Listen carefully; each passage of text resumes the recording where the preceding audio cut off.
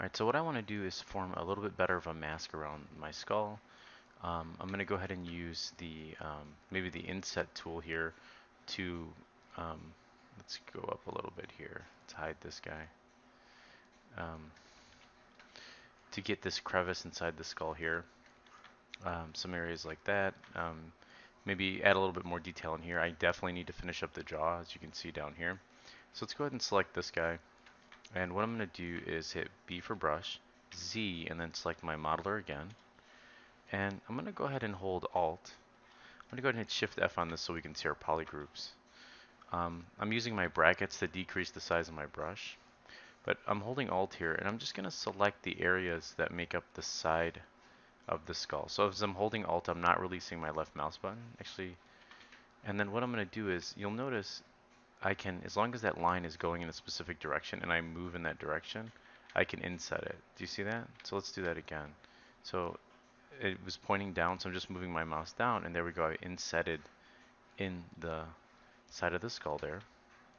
And that's also going to give me, when I grab my Move Topological brush, that's also going to give me that extra geometry I need to push these in to start to follow the shape of um, the cheekbone there.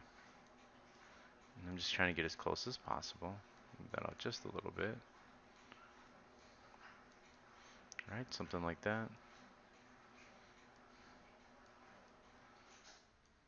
Alright.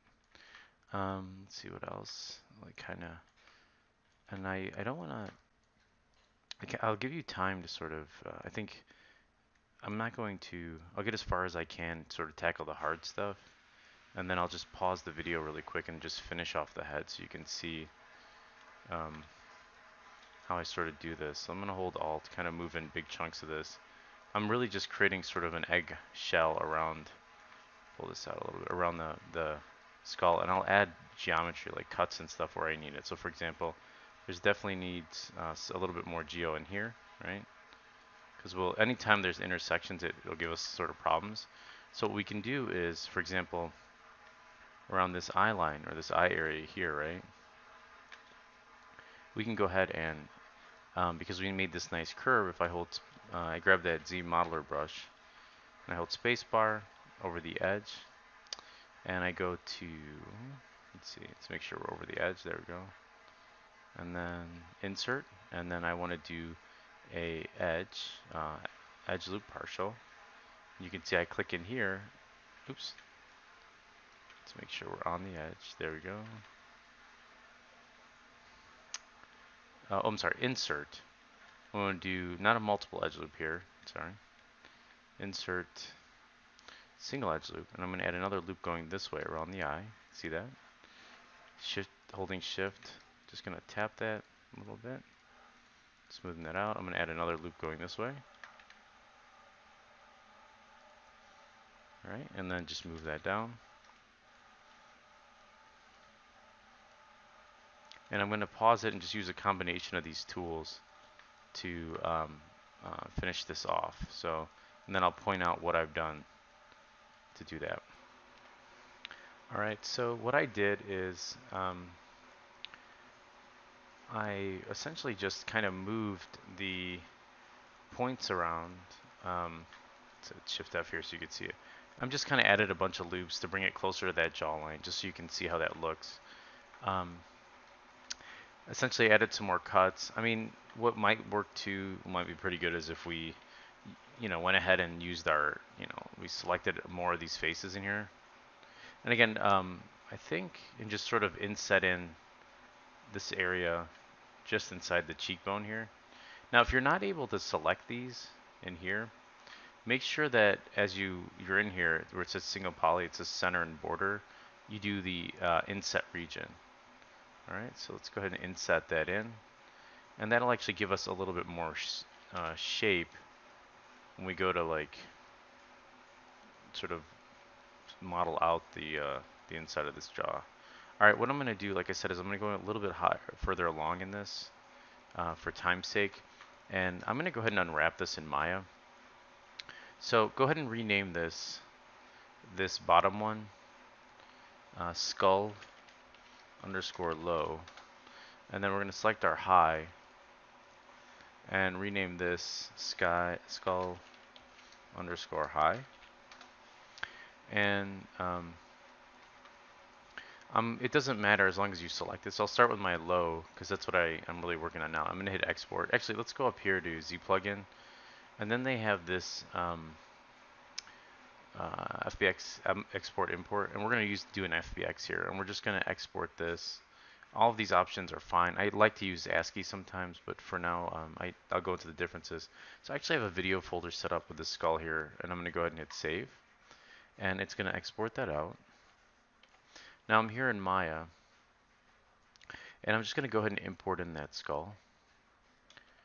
And let's go ahead and hit F to focus. Now something you'll notice is that it's inside of the grid. I don't want you to move that at all. Leave it where it is, because if we move this up or we do any changes in the positioning of it, when Substance Painter goes to bake out the normals later, it needs to be in the exact same position as the high. And you can see they're stacked on top of each other. So we're not moving our high from here. So here's our low. I'm going to go ahead and right click, select all the edges, or you can double click it, right? Or I guess you'd have to, that's more of a face mode thing. Hold shift, right click, soften harden edge, and then soften all those edges, okay? Now, let's go to UV editor. And I think in the next video, I'm going to show you guys how to unwrap inside of ZBrush, but a lot of the people a lot of you guys don't have enough experience unwrapping in Maya, which is important. So we'll do it in here, and then I'll show you how to unwrap in ZBrush next. So I'm going to double click all these faces, hold shift and right click out here, and then just hit mapping, unfold, or I'm sorry, I'm going to map it on Z, and that creates a front projection. Then I'm going to right click, go to edge mode, and just double click this center edge. See that all the way around? And I want to deselect all of the edges that are roughly in the front, so something like this. And you'll see a better idea of what edges I've selected in a second when I go into my UV editor here and I hit Control and X. Oops, or I'm sorry, Shift and X. Shift X cuts it, or you can hold Shift and right click and go to cut. And you can see here that edge is where my edge is. And it's just going 1/2. Right click UV mode in here, so I'm right clicking holding UV, double clicking it. You can see it selects all the UVs. And then I'm just going to unfold it. So let's go look at my UV toolkit. There's an unfold button here. And there's a shift right click unfold, and then I can go here. I'm just going to rotate this down, and I'm going to hit R, and I'm actually going to sort of create more of an anatomical model here. I'll do his videos on how to create the rest of the skeleton, and really you would pack it all into the same map, and you'd only unwrap half of it. For now, we're just gonna, that's not necessarily a skill, like packing all the UV skeleton points in one area that you couldn't just kind of master by playing around. Really what's more important is you learning how to unwrap, right? So if we look at this, you can see we've got pretty good, like our model's pretty unfolded pretty good. The pink area, the red here is a little bit of distortion. We could click on optimize and see where that takes us. If we unfold it again. The reality is at this point, if I'm looking at this, these are laid out almost exactly how the model looks. So it actually looks really good. So I'm not really carried about a little bit distortion there. It's not going to affect it. And you know what I'm going to do is, I know this video is reaching the 8-minute mark, and I'd like to end it sooner. Let's just go ahead and re-export this out over our other one and then bake it out in Maya. So I'm going to do export all. And same thing, I don't necessarily have to fiddle with any of these options. I'm just going to export over that same skull low. And then I'm going to jump inside of ZBrush. I'm going to select my high. And then I'm going to export that. And then in that same skull folder, because I named it properly, I'll just go ahead and use that OBJ. If it gives me any trouble, we'll come back in here and we'll do an Fbx. Alright, so now we're in Substance. I'm going to go to File, New.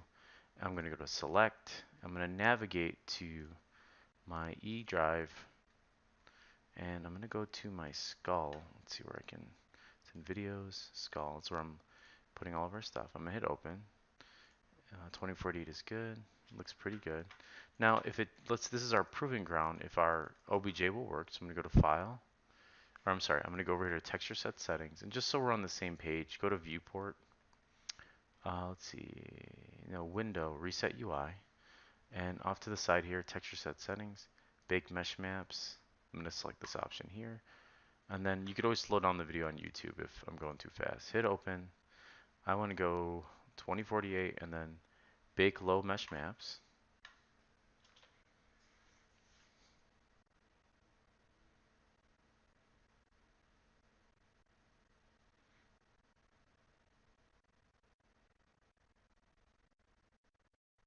You can see we've got some of our normal map data, but the skull was too far away. So let's try this again.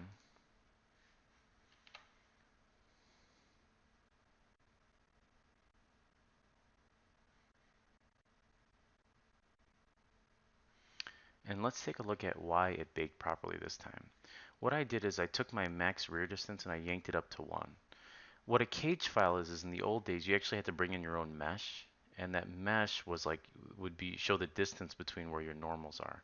So by bringing my max rear distance all the way to 1, you can imagine that I'm sort of saying go in as far as we can, because remember, if we go back to our ZBrush file, our head is buried pretty deeply. It's not sitting directly against the mesh, so we need as much of that information as we can.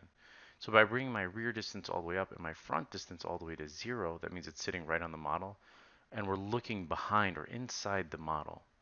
And so when I hit bake, you can see now we get all that great information. We're still looking at the wireframe here of our model, right? So if I hit 4 here just to see what the painting is. Now these videos are really more about sculpting. So the same thing as the pumpkin before. If we want to get in here and start painting this model, I can hit 1. And then I don't have my tablet hooked up right now, but I can go in here and just start painting in, you know, like let's say, I don't know, we'll just grab like a dark gray for the eye sockets. We can just get in here and start painting in this area.